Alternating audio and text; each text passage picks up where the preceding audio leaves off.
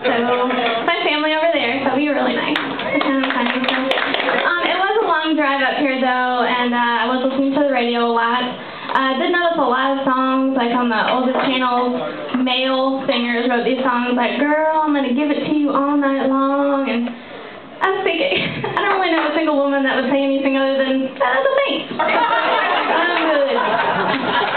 Yeah, because after 30 minutes, my vagina is drier than the fish. And your penis feels like 40 grade sandpaper. So, finish this up. Roll off, buddy. I do make sure I say that with love.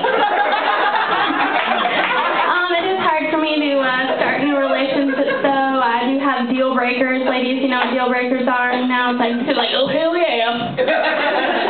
No, you know, deal breakers are like pet peeves that like manifest themselves into like a person. Ma'am, do you have some deal breakers? Yeah. What's a deal breaker for you? No job. No job.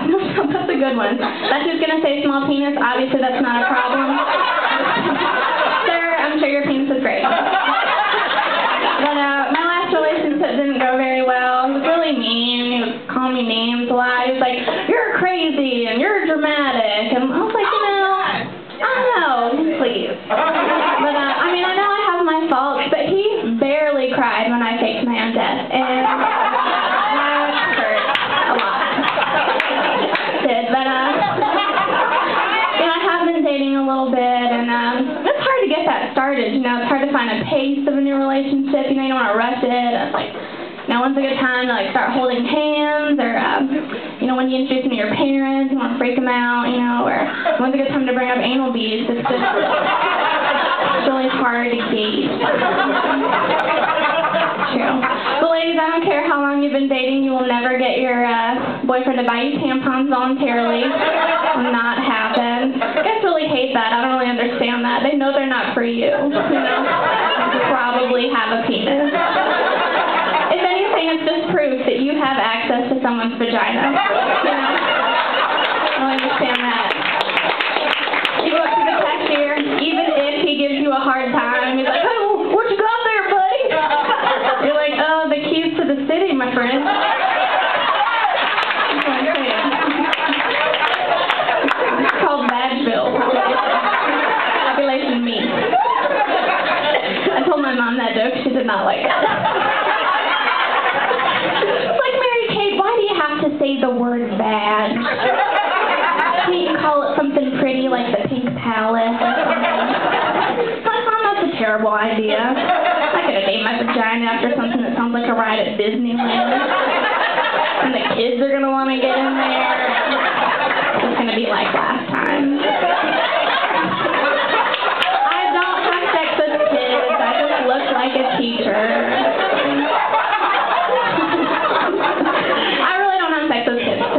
They have germs. I'm not gross.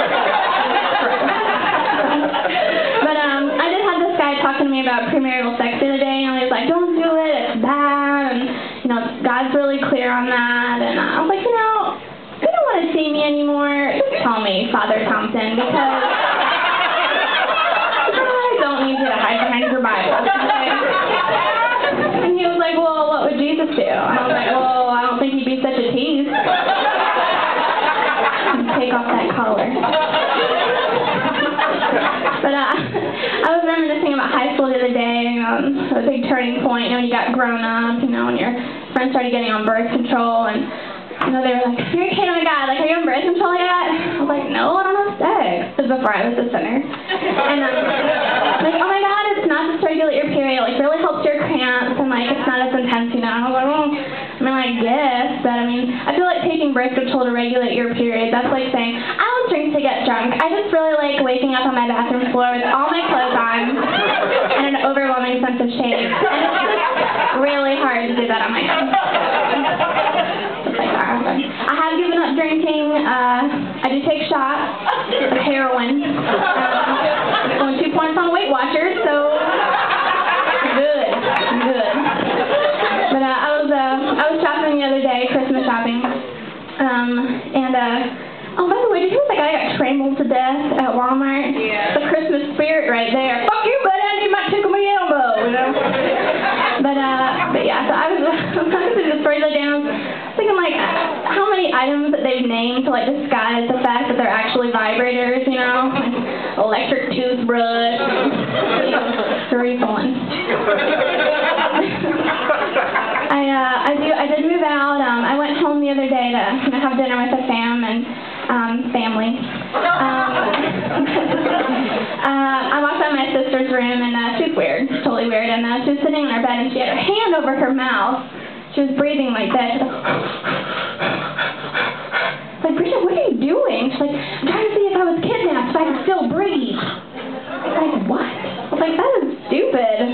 Do this right. So I got the duct tape. And it turns out she can breathe for about 27 seconds before passing out. So, solve the mystery. But, does anybody here like America's Funniest Home Videos? Yeah, you're a horrible person. No, that's a really mean show. It's mean. But I think the editors should get a cash prize for that show because without the editing, instead of like America's Funniest Home Videos, it would be like America's Most Horrible Tragic Accidents of All Time, you know? Oh, sorry, sometimes.